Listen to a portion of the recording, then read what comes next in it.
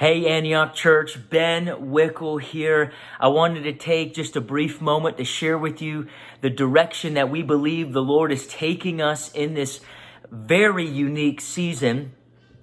If you recall, at the start of 2020, we heard very clearly that the Lord wanted us to focus on discipleship. Well, that hasn't changed. That's still the mission of our church, to be disciples, to make disciples.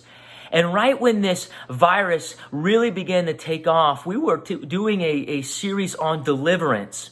And since then, we've taken a moment to pause, to pray to the Lord. And we feel like He's asking us, He's wanting us to pivot and to turn our attention to anchoring ourselves in the Word of God.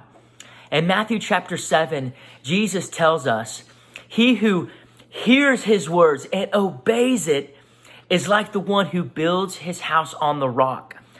When the storms came, when the wind came, when the rain came, when the crisis came, the house stood strong.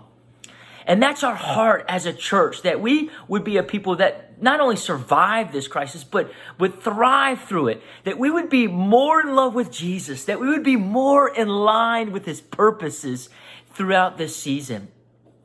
So with that said, I'm excited to announce that for the next 10 weeks, we're going to do a series through the Gospel of Luke.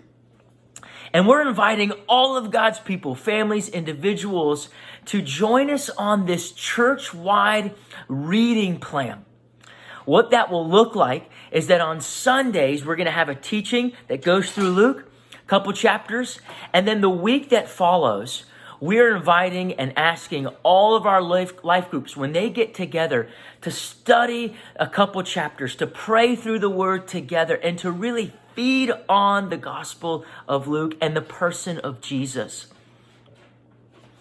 In addition, to help get you started, we have created a Gospel of Luke starter kit that you can find on our church website, our church app, and it has valuable resources such as Bible videos. It's going to have a printable Bible reading plan through the Gospel of Luke. You're going to want to check that out.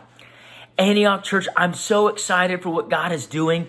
He is bringing us both literally and figuratively on the same page, and He's envisioning us, He's empowering us. So as a church, let us anchor ourselves in Jesus and the Word of God in this season.